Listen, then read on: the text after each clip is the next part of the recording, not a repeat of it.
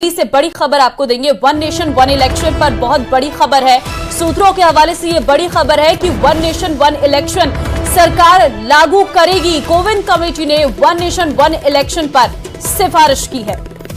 2029 से शुरू हो सकता है वन नेशन वन इलेक्शन।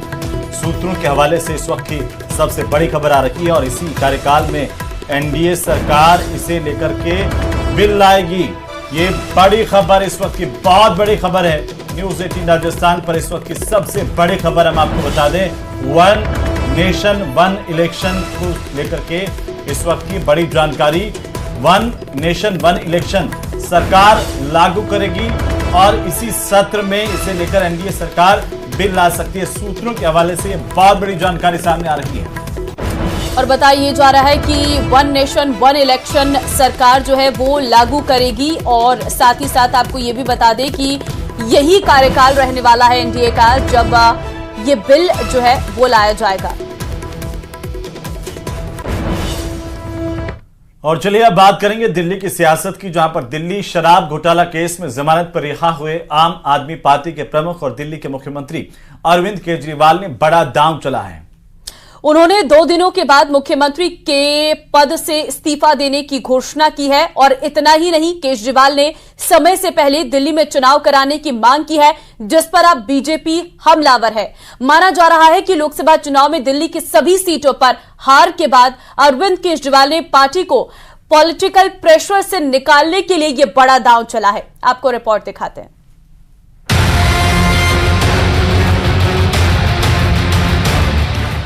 2 दिन के बाद, आज से 2 दिन के बाद मैं सीएम की कुर्सी से इस्तीफा देने जा रहा हूं। आप अपने एमएलए को ये जताना चाहते हैं कि मेरी धर्मपत्नी को मुख्यमंत्री बनाओ।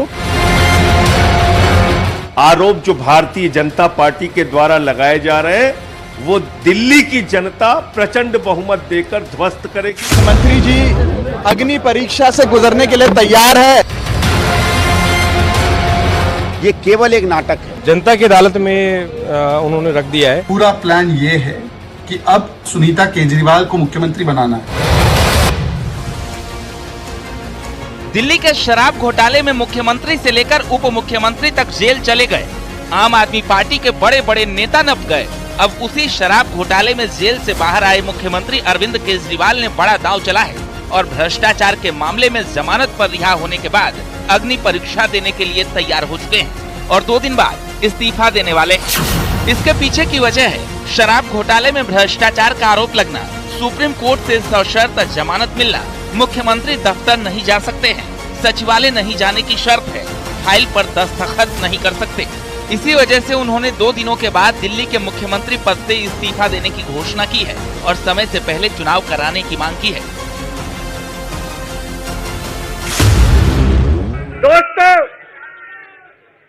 2 दिन के बाद, आज से 2 दिन के बाद मैं सीएम की कुर्सी से इस्तीफा देने जा रहा हूं।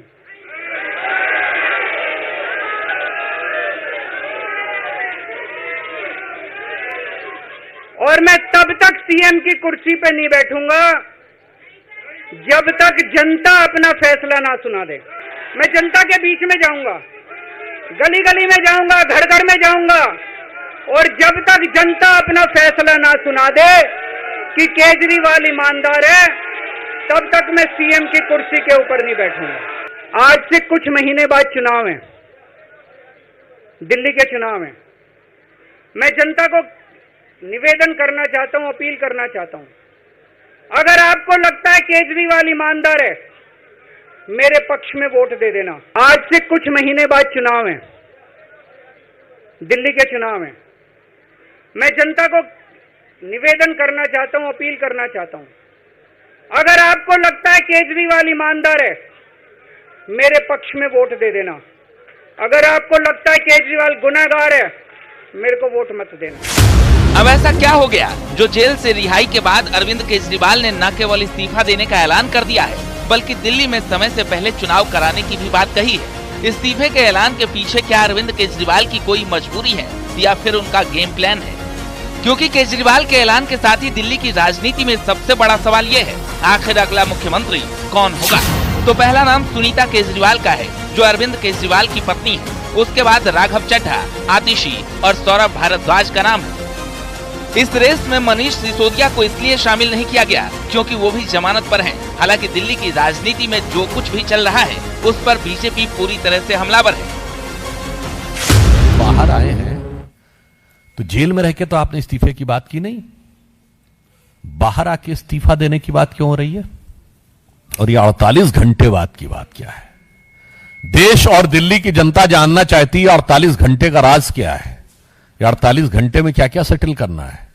क्योंकि आप देश के पहले मुख्यमंत्री बने हैं जो सर्वोच्च न्यायालय के द्वारा प्रतिबंधित है कि आप कार्यालय नहीं जा सकते, कोई फाइल नहीं साइन कर सकते, जिस मुद्दे में आप आरोपी हैं उस पर बयान नहीं दे सकते। अरविंद केजरीवाल को तो कोर्ट ने चीफ मिनिस्टर पद से हटा दिया था, तो ये एक नया ड्रामा है, दिखावा है। चलिए, देर आए लेकिन संविधान के रास्ते पे आए।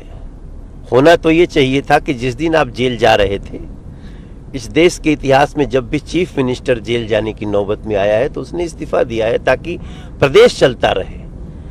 अरविंद केजरीवाल ने दिखाया कि हमारा ईगो बड़ा है, हमारे लिए प्रदेश बड़ा नहीं है, प्रदेश के लोग बड़े नहीं है हमारे लिए।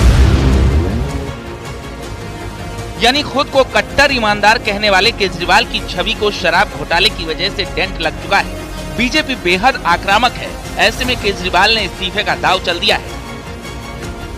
माना जा रहा है कि जनता के फैसले का एजेंडा रखकर उन्होंने अगले विधानसभा चुनाव का मोड सेट कर दिया है। Bureau report, news 18। तो एक तरफ जहां केजरीवाल ने इस्तीफे का ऐलान किया कि वो 2 दिन में इस्तीफा देंगे, वहीं अब बीजेपी और कांग्रेस की प्रतिक्रिया भी सामने आई है। तो आपको सुनवाते हैं केजरीवाल के इस्तीफे वाले फैसले पर कांग्रेस और बीजेपी क्या कुछ कह रही है। आखिरकार एक भ्रष्टाचारी मुख्यमंत्री को कुर्सी छोड़नी पड़ रही है। दिल्ली की जनता की बड़ी जीत हुई है, आज जश्न का दिन है। हमने कहा था कि भ्रष्टाचारी केजरीवाल को इस्तीफा देना पड़ेगा। दिल्ली के ऐसे दूसरे मुख्यमंत्री हैं जिनको करप्शन के कारण कुर्सी छोड़नी पड़ रही है। पहले शीला हारी है, अब केजरीवाल की बारी है। ये वो आदमी है जो जेल के अंदर से भी इस्तीफा देने को तैयार नहीं थे, कह रहे थे कि मैं जेल से ही सरकार चलाऊंगा, लेकिन आज सुप्रीम कोर्ट का डंडा पड़ा है, अरविंद केजरीवाल को कुर्सी छोड़नी पड़ रही है, इस्तीफा देना पड़ रहा है। देखिए, हमको लगता है कि केजरीवाल जी के सामने कोई दूसरा विकल्प भी नहीं था। एक तरह से मुख्यमंत्री का जो कार्य है उससे उनको रोकने का भी प्रयास किया गया या निर्देश दिया गया, तो वैसी हालत में उनका मुख्यमंत्री बने रहना मेरा ख्याल है उचित भी नहीं था। तो वहीं प्रधानमंत्री नरेंद्र मोदी आज झारखंड के दौरे पर थे। प्रधानमंत्री ने यहां पर विपक्ष पर जमकर हमला बोला, जिसमें जेएमएम, कांग्रेस और आरजेडी को राज्य का दुश्मन बताया। पीएम मोदी ने राज्य में बांग्लादेशी घुसपैठ के भी आरोप लगाए। साथ ही कहा कि डेमोग्राफी बदल रही है, पूरे क्षेत्र की पहचान बदल रही है। देखिए रिपोर्ट। आज संथाल परगना और कोल्हान में बांग्लादेशी और रोहिंग्या घुसपैठ बहुत बड़ा खतरा है। 15 सितंबर 2024 की तारीख झारखंड के लिए खास तारीख बन गई। प्रधानमंत्री नरेंद्र मोदी ने झारखंड की धरती से 6 वंदे भारत एक्सप्रेस ट्रेनों के साथ साथ रेलवे की 600 करोड़ की योजनाओं की भी सौगात दी है, जिनमें कई महत्वाकांक्षी योजनाओं का उद्घाटन और शिलान्यास शामिल है। इन वंदे भारत ट्रेनों से जो और राज्य से भी जुड़ रही है, मैं उन सभी को भी बधाई देता हूं। बारिश की वजह से झारखंड दौरे पर आए प्रधानमंत्री नरेंद्र मोदी का जमशेदपुर में रोड शो तो नहीं हो पाया, लेकिन लौह नगरी से पीएम मोदी ने विपक्ष पर जमकर प्रहार किया। पीएम ने कहा झारखंड के 3 दुश्मन हैं, आरजेडी, जेएमएम और कांग्रेस। झारखंड के ये 3 दुश्मन है, जेएमएम, आरजेडी और कांग्रेस।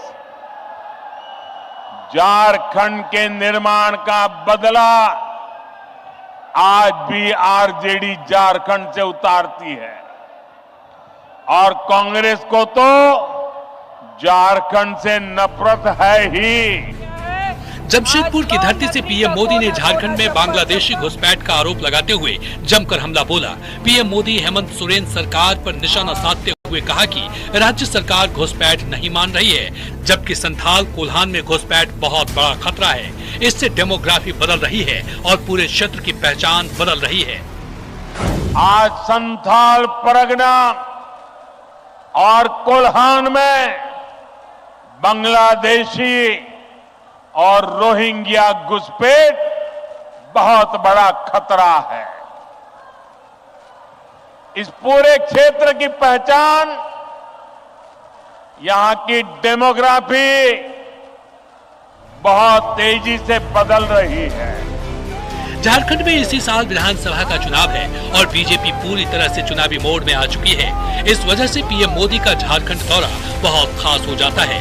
पीएम मोदी ने जहां विरोधियों पर प्रहार किया, वहीं 6 वंदे भारत ट्रेनों की सौगात देकर झारखंड वासियों के जीवन की रफ्तार को तेज करने की कोशिश की है। न्यूज 18 के लिए जमशेदपुर से ओम प्रकाश, आशीष और प्रभंजन के साथ ब्यूरो रिपोर्ट।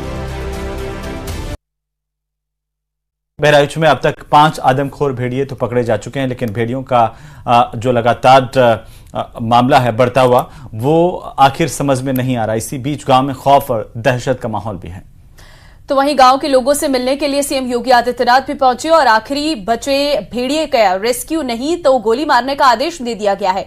भेड़ियों के हमले का सिलसिला यूं ही जारी रहा, जो पिछले कुछ दिन पहले भी देखने को मिला। ऐसे में अब सीएम योगी आदित्यनाथ ने खुद मोर्चा संभाल लिया है। सीएम योगी ने आदेश दिए हैं कि आखिरी जो भेड़िए बचे हैं उन्हें जिंदा या मुर्दा पकड़ा जाए। आपको रिपोर्ट दिखाते हैं।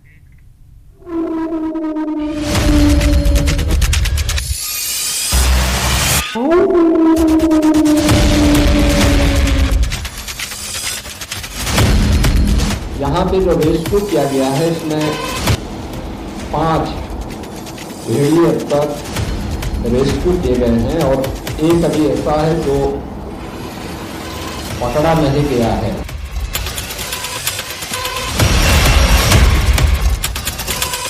बहराइच में एकमात्र आदमखोर के आतंक पर आसमान से नजर है।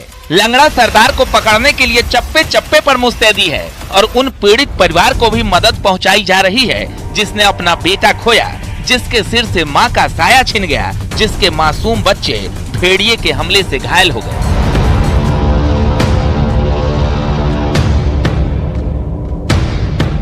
बहराइच में भेड़िए की दहशत के बीच खुद मुख्यमंत्री योगी ने पूरे इलाके का हवाई सर्वेक्षण किया और स्थानीय लोगों के बीच पहुंचकर भरोसा दिया। 5 भेड़िए पकड़े गए, आखिरी भेड़िया भी जल्द पकड़ लिया जाएगा।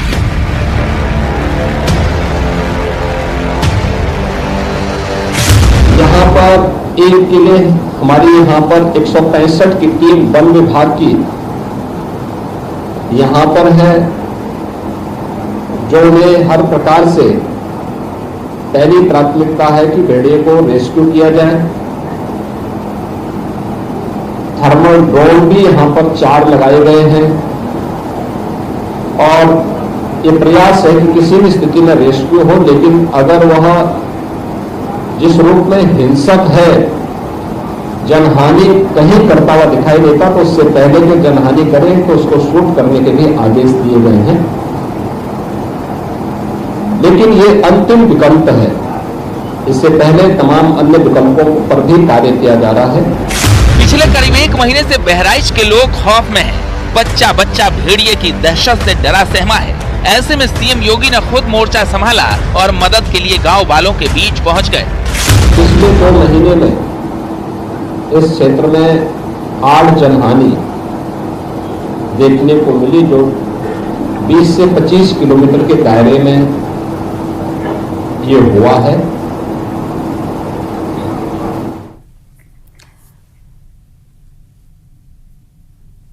और चलिए फिलहाल न्यूज 18 प्राइम में खबरों को